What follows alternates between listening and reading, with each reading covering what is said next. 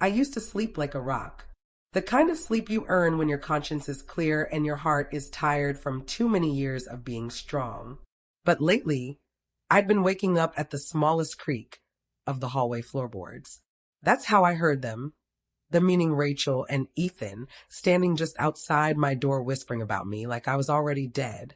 She left the kettle on again, Rachel murmured, and she forgot her own birthday last week. I don't think she forgot, Ethan whispered back. She just didn't want to celebrate. She's getting worse. Maybe it's time to talk about long-term care. I held my breath. My hands clutched the edge of the quilt like it could keep me from disappearing. Rachel always talked sweet when Ethan was around, but at night, she was different, calculated, soft-spoken like poison and honey. I wanted to cry, but I didn't. I just lay there, staring at the ceiling. I was 67. My bones ached, sure, and sometimes I forgot where I put my glasses, but I was far from gone. I'd raised Ethan by myself after his father passed away in that freak accident at the lumberyard. I worked 2 jobs. I never missed a mortgage payment. And this is how it ends, with whispers behind closed doors. The next morning, Rachel handed me my coffee in a paper cup. Thought you might like it to go, she said, bright-eyed. To go where? I asked, genuinely confused. Oh, just in case you're taking your morning walk, she said, her smile never reaching her eyes. She watched me drink. I took a sip, and something in my chest shifted. Paranoia? Maybe. Or maybe instinct. That old, maternal gut I trusted for decades when raising Ethan. When she left the room, I poured the coffee into the sink. I started noticing little things. My mail was being opened before I got to it. My prescription bottles had different labels than usual. Once, I found my house keys in the refrigerator drawer. I hadn't touched them in days. When I asked Ethan if he'd seen them, Rachel cut in and said, "Mom, remember? You put them there after you made tuna salad." Tuna salad? I hadn't made that in years. Something was wrong. And not with me. That night, I pulled out an old spiral-bound notebook. I started writing everything down. Dates, times, strange moments, exact quotes when I could remember them. I knew they thought I was slipping. And maybe, just maybe, they were helping that along. If I was really losing my mind, why did Rachel seem so eager to get my bank account passwords? I stared at the first page of the notebook, then wrote, "They want me gone." But not yet. First, they want everything. 3 days later, Ethan brought up my will. We were sitting at the kitchen table. Rachel was making soup. She always cooked when she wanted to be in earshot, but pretend she wasn't eavesdropping. "Mom," Ethan started, scratching the back of his neck. "You ever think about updating your documents? You know, in case something happens." "Like what?" I asked, keeping my voice soft. "You know, medical stuff. Finances. Rachel and I could help." I stirred my tea.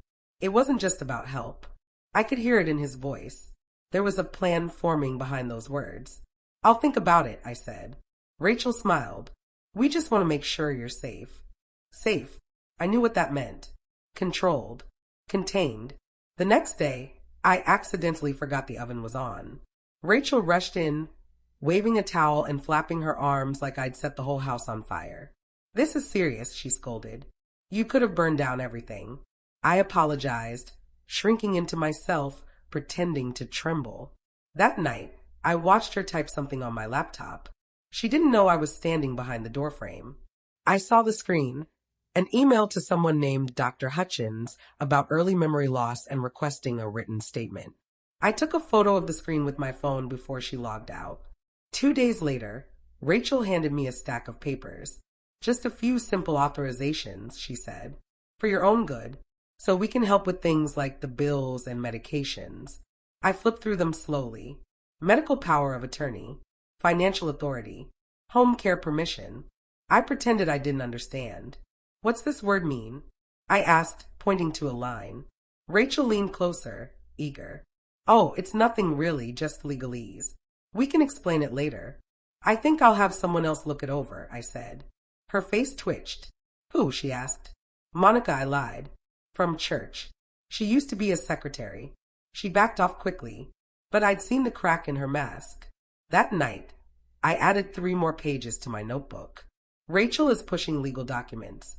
Says they're for safety, but they give her total control. Ethan doesn't ask questions. He trusts her. I don't. I paused and underlined the last line twice.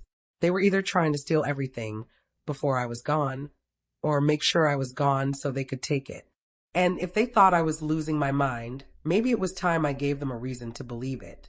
I told them I was going for a walk. I didn't say I was heading straight to Monica's house. Monica and I had sung in the same church choir for 30 years, and I trusted her like a sister. She was the type who knew everyone's business, but only because she cared enough to pay attention. And right now, I needed someone who paid attention. She opened her door with a surprised smile. "You all right?" she asked. I wasn't, but I smiled back and said, "I need to talk." We sat in her kitchen over mint tea, and I told her everything. I showed her my notebook. I told her about the coffee, the missing keys, the legal papers, and how Rachel watched me like a hawk. Monica didn't interrupt. She just nodded slowly, like someone who already knew where this story was heading. "They're building a case," she said finally. "They want to prove you're losing it. Once they do, they'll get full control." I looked down at my tea. "But I'm not losing it." "I know," she said, "but proving that can be tricky." She reached into a drawer and pulled out a card. It was bent at the edges, like it had lived in that drawer for a long time. "Her name's Laura. She's a lawyer who helped my cousin's mother when her kids tried to put her in a facility just to sell her house. Laura helped her fight it." I clutched the card like it was a lifeline. Monica leaned closer. "You don't need to panic. But you do need a plan. You need someone on your side. Someone who knows how to make the law work for you before it's used against you."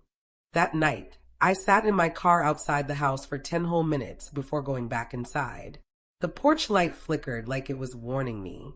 Rachel was already in the living room, flipping through my mail like it belonged to her. "Nice walk?" she asked. "Very nice," I replied. I didn't say a word about Monica or Laura, but in my notebook that night, I wrote down a name for the first time. Laura, my next move. Laura met me at a little cafe across town. She wore a navy blue suit and a watch that ticked like it was keeping secrets. Her voice was calm, but her eyes were sharp. "Tell me everything," she said, and I did. She listened without blinking. I showed her the notebook, the photos on my phone, and the memory of Rachel handing me those documents with a fake smile. "They're trying to declare you incompetent," she said when I finished. "Once they do that, Ethan and Rachel can legally manage everything you own. Your home, your money, your health. And from what you've told me, they're already laying the groundwork." I felt my chest tighten. Laura leaned in. "But if we play this carefully, we can flip the game." She drew up a plan. We'd have a medical evaluation, but through a third-party doctor of her choosing. We'd draft a private living trust, one that wouldn't be visible in public records. And most importantly, we'd create a false sense of compliance. I would play along. "You're going to act just forgetful enough that they think they're winning," she said. "Meanwhile, I'll be setting up the legal protections behind the curtain." I almost laughed. "You want me to act like I'm losing my mind?" She smiled. "Yes, and record everything you can without getting caught. The more they think you're slipping, the more careless they'll become." On my drive home, I gripped the wheel tighter than usual. There was a strange power in the air, like I had been sleeping through a storm, and now I was finally awake. Back home, Rachel greeted me with a forced grin. "You went out again?" "Just to the library," I said sweetly. I watched her eyes scan me. She was searching for weakness, something small to twist. That evening, I forgot to turn off the faucet. Rachel found the water running in the kitchen sink. "You're scaring me, Mom," she said, touching my arm gently. "You're not yourself lately." I looked at her and said, "You might be right." The thrill in her eyes was almost too much to bear. That night, I scribbled faster than ever. "Rachel thinks she's close. Ethan's starting to worry, but still trusts her. Laura says to give them rope. Let them build their trap. They don't know I'm building one too." I paused and tapped the pen on the paper. If Rachel was so sure I was losing my mind, maybe I'd let her believe it, just long enough to lose everything she thought she'd win. It's strange how easy it became to act like I was losing my grip.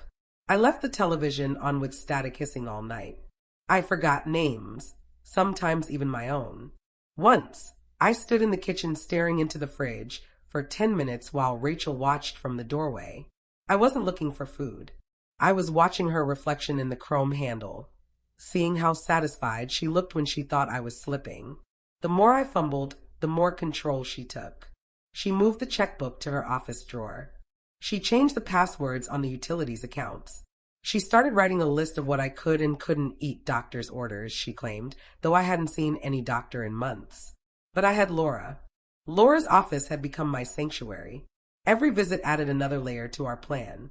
She connected me with a geriatric specialist, one who was trained to spot true cognitive decline from stress-induced forgetfulness. We scheduled the test for 3 weeks out, just enough time for Rachel to get too confident. That same week, Monica started coming over during the day while Rachel was out. She brought lemon cookies and listened while I rehearsed my forgetful old lady act. She helped me install a tiny camera inside an old picture frame in the living room, one that faced the couch where Rachel liked to rant on the phone. On Thursday, the camera recorded Rachel laughing on a call. She doesn't even know her own birthday, she said to someone. Once Ethan signs the last paper, we'll get the house appraised. It'll sell fast. That night, I watched the footage 3 times before transferring it to a secure drive. I labeled it with today's date and wrote down everything she said in my notebook. Later, I sat by the window, staring at the stars. I whispered, "You want my house?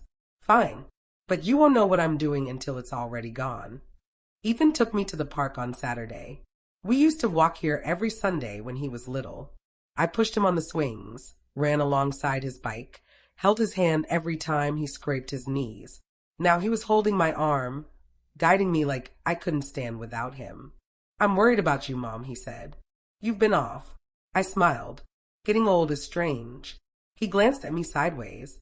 "Rachel says we should have someone come evaluate you. For safety. Do you think I'm unsafe?" I asked softly. He hesitated. "No, I don't. But I also don't want to miss the signs." I could have screamed or slapped him, but instead I nodded and said, "That's fair." The lie sat on my tongue like ash. I hated pretending, but this was war, and war required sacrifice. That evening, I asked Rachel to help me find my slippers. "They're in your closet," she said impatiently. I looked there, I lied. She marched in and came back with them. "They were right on top," she said, dropping them at my feet. "Thank you, sweetie," I said, smiling dumbly. "I'm just not myself lately." She actually patted my head, like a dog. When she left the room, I picked up the slippers and screamed into them. I wasn't just acting now, I was burning inside. With rage, with betrayal, with shame. But rage has a shape, and I was learning to sharpen mine. At night, I dreamed of flipping everything upside down. Rachel in court, Ethan with wide eyes, me on the witness stand, clear and calm, speaking truths no one could ignore. But dreams are just the start. I wrote in my notebook until my hand cramped. She thinks she has the upper hand. Good. She won't expect the floor to vanish beneath her. I'll give her enough rope to swing, or to hang herself. The camera in the picture frame changed everything. It recorded Rachel laughing with someone named Tina about which room she planned to turn into her home office once I was moved out. She talked like I was already gone, like I had just evaporated into memory foam and dust. But I was right there, upstairs, watching her dream out loud in my house. I showed the clip to Laura. She leaned back in her chair, nodded slowly, and said, "This is gold." She asked if I could get Rachel to admit she was pushing for control. "On record," she said. Something unmistakable. So I set the trap. The next day, I told Rachel I'd been thinking about updating my will. Her eyes lit up. She made tea and brought her laptop to the dining table before I could even sit down. "You know, Ethan and I could help manage things if it ever became too much," she offered, pouring honey like she wasn't sugarcoating every sentence. I wrung my hands, played dumb. "I don't know what's too much anymore," I whispered. She smiled like she'd won a prize. "We'll make it easier. You can relax while we handle things. All we need is your signature." I had hidden the second camera inside the lamp base, facing the table. Rachel didn't notice. She walked me through forms again, medical proxy, financial control, real estate release, one by one. When she stepped out to take a call, I carefully switched one of the forms with a decoy Laura had given me. It looked identical. Rachel never even noticed when she returned. I signed with a shaky hand and a blank stare, just like Laura taught me. Later that night, I sat in the dark, watching the footage. Rachel's voice, her expressions, the way she leaned in and whispered, "Once this is official, we'll move her to assisted living." The walls were talking now, and they were talking for me. I met Dr. Amari 3 days later. Laura had arranged the evaluation secretly. It took place at her office, in a quiet back room with soft lighting and gentle questions. The doctor didn't rush me. She asked about my memories, my daily habits, my sense of time, and even asked me to draw a clock. I drew it perfectly. "Have you experienced confusion lately?" she asked. "Sometimes," I said, then smiled. "But only when people hide things from me." She chuckled. "Your reflexes are sharp. Your memory is intact. Any forgetfulness you're experiencing is not cognitive, it's emotional. Possibly stress. Possibly manipulation." I nodded. "I know what they're doing," I whispered. She didn't have to ask who they were. My eyes said everything. She promised to write a full report. One that confirmed I was legally and mentally competent. One that could crush everything Rachel was planning. Back at home, I left my notebook open on purpose. It was bait. Rachel found it. I heard her flipping pages in my room. I peeked from the hallway, pretending to mutter about misplacing my socks. She looked up, startled, then smiled too quickly. "Just cleaning up," she said. I let her go. That night, I added a new entry, "She's afraid now." I saw it. She doesn't know what I've told people. She doesn't know who I've spoken to. And that scares her. Later, I called Ethan into the living room. "I need to talk," I said gently. He sat beside me, his face tired. "Rachel's been helping you so much," he said before I could even speak. "Has she?" I asked, looking him dead in the eye. He shifted. I leaned in. "If anything happens to me, I want you to open the bottom drawer of my old sewing cabinet. Read what's there. All of it." "Why?" he asked. "Because one day soon, you'll need to remember who your mother really is." He didn't understand. Not yet. But he would. And when that day came, I wanted him to see the truth, clearly, completely, and too late for her to deny it. I woke up that morning and decided I would forget everything. Rachel was already in the kitchen, humming. She didn't even look at me when she said, "Morning, Mom. Don't forget to take your pills." I didn't answer. I stared at the wall like I didn't know where I was. She paused. "Mom." I blinked. "Who are you?" She turned slowly, her smile fading. "It's me, Rachel." I tilted my head. "I don't know a Rachel." She dropped her spoon. "Ethan." He came running. "She doesn't know who I am," she said, voice trembling, but not from fear. From excitement. Ethan crouched in front of me. "Mom, you're joking, right?" I touched his face. "You look just like my little boy." "Ethan." "My Ethan." He looked stunned. I saw the panic flash in his eyes. I whispered, "He died in a car accident. Long time ago now."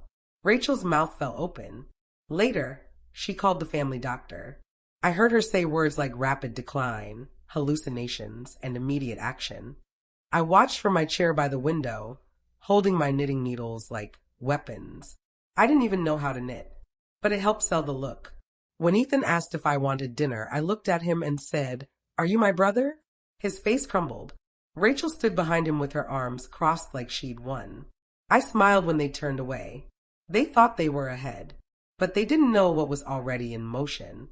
That night, Rachel called a lawyer. Not Laura. A new one. A family lawyer.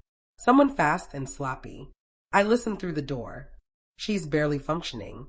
Her mental state's crumbling. I have witnesses. Her son's seen it. We need to establish conservatorship now. I held my breath. She was rushing. That was her first mistake. The next morning, I forgot how to use the toaster. Then I poured orange juice into a cereal bowl and asked Rachel if the dog had already been walked. We didn't have a dog. She documented everything. I knew because I saw her taking notes when she thought I wasn't looking. She even started recording on her phone. I caught her one night, holding it low, as I asked the same question 3 times in a row. "See," she whispered to Ethan. "It's worse every day. He nodded reluctantly. I knew I was losing him, but that was part of it. I had to let him fall into her trap too. He needed to believe she was right for now, because when the truth came, it would hit harder. I met with Laura one final time before the court date Rachel had rushed into motion. We had everything: the footage, the doctor's letter, a witness statement from Monica, a timeline, a financial record of small withdrawals Rachel had been making on my behalf. Laura looked me in the eyes and said, "You ready?" I nodded. Let her come. Back home, Rachel was printing paperwork and humming again. "She's practically gone," she told Ethan. "We'll get approval next week." I sat on the couch, eyes glassy, knitting invisible threads. But I wasn't gone. I was just waiting. And the day they tried to take everything would be the day they lost it all. The courthouse smelled like floor wax and stale coffee. Rachel held my arm as we walked in, not out of kindness, but performance. She wore a soft blue blouse, minimal makeup, and that wide, innocent smile she always used when lying. Ethan walked behind us. He hadn't said much all morning. When the bailiff opened the door to the hearing room, I shuffled in slowly, like I was confused. I clutched my notebook, the same one I'd been writing in for weeks. I didn't let Rachel see the gold sticker Laura had placed on the inside cover, admitted evidence. Laura was already there, poised and calm. She gave me a tiny nod. I gave her a tiny smile. The judge glanced over his glasses and said, "We're here to review a request for emergency conservatorship." Rachel stepped forward. "Your Honor, we've been living with my mother-in-law for almost a year. Lately, she's become confused, forgetful. She's left the stove on, forgotten people. She even accused us of stealing her slippers." The judge raised an eyebrow. "Is that a joke?" Rachel laughed awkwardly. "She also talks to herself. A lot." Laura stood. "We have medical documentation from a licensed specialist stating clearly that Ms. Palmer is mentally competent. We also have video footage, dozens of entries in her journal, dates, timestamps. This was not confusion. It was a plan." Rachel's smile dropped. The judge leaned forward. "A plan?" I took a shaky breath and rose to my feet. I knew they were trying to take my home, my money, my name. So I let them think I was losing it. Rachel gasped. Ethan turned pale. I reached into my purse and pulled out the video footage USB. "Here's a video of Rachel talking about selling my home, before I was even moved out." Laura handed it to the clerk. Rachel lunged forward. "That's illegal." "No," Laura replied. "It's admissible, especially when it proves intent." I sat back down, heart pounding. The room was so quiet, I could hear Rachel breathing. For once, she looked truly afraid. The judge took a 10-minute recess to review the footage and documentation.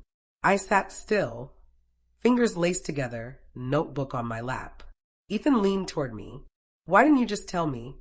I didn't look at him. "Would you have believed me over her?" He said nothing. Rachel paced by the water cooler, her hands trembling. She mouthed something to herself over and over. She hadn't prepared for this. She didn't know how to play defense, only offense.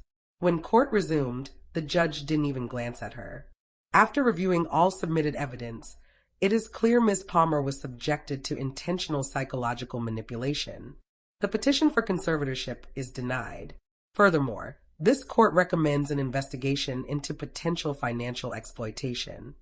Rachel's knees buckled. Ethan caught her. I stood up, taller than I'd felt in years. Rachel tried to protest, but the judge raised a hand. "You tried to paint her as incompetent. What you didn't expect was that she was documenting every lie." As we exited the courtroom, Rachel stared straight ahead. Ethan tried to speak, but I walked right past him. Outside, the wind felt different, cleaner, like it was moving through me instead of against me. Laura shook my hand. "You did it," she said. "No," I replied. "We did it." That night, back at home, I sat in my chair and flipped open my notebook. I wrote one final line for the day. She thought she could steal my mind and my life, but I remembered everything and I wrote it down. I closed it, heart steady. Tomorrow, Rachel would be packing. Ethan wouldn't stop her. And I would be sitting right here in my own house, knitting nothing but peace. They didn't leave right away. Rachel stayed locked in the guest room for 2 days after the hearing. slamming drawers and whispering on her phone when she thought I couldn't hear. Ethan kept saying, "Let's just take a moment, calm down, figure out what to do next." I didn't argue. I let the silence speak for me.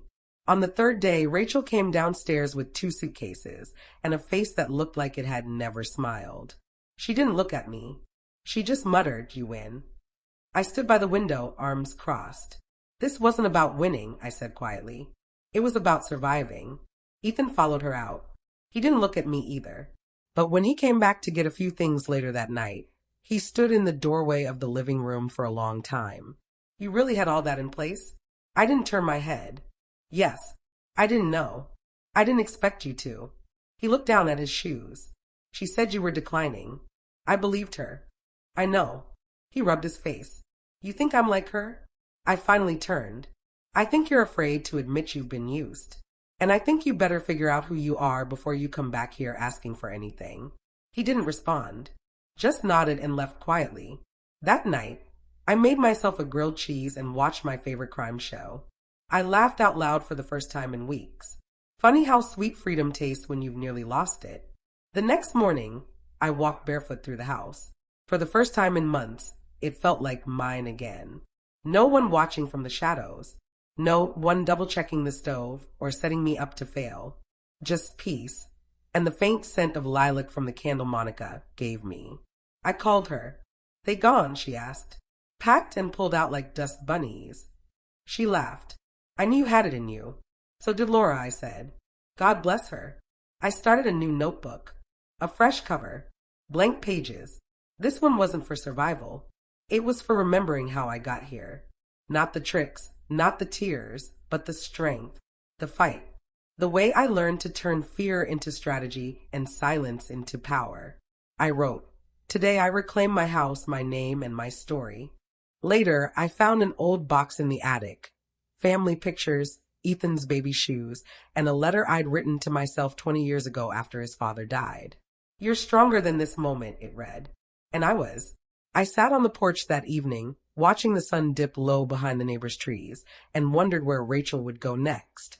What story she'd spin. Who she'd trick. But I wasn't part of that anymore. I had saved myself. And that was enough. 3 weeks passed before Ethan called again. I let it ring the first time. The second time, too. But by the third, I answered, not because I owed him anything, but because I was ready to hear what he had to say. "Mom," he said, voice small.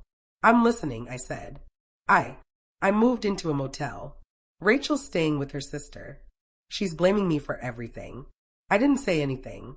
He continued. I read the notebook. "The one in your sewing cabinet. Every page." I closed my eyes. I'd forgotten I told him about that. "You knew what was happening before it even started," he said quietly. "And I didn't believe you." "No," I said. "You didn't." He exhaled, heavy and slow. "She tricked me. She studied me," I corrected. "She figured out how to make you doubt the person who raised you. I don't know how to fix it." I waited a long time before answering. Then I said, "Start by fixing yourself." He sniffed. "Can I come by? Just to talk?" "Not yet," I replied. Not as punishment, but because I needed space. Time to breathe in the quiet and feel it settle inside me like fresh air after a storm. When I hung up, I didn't cry. I didn't even ache. I just felt still. That night, I baked banana bread for the first time in months. It didn't even burn. Spring crept in slowly.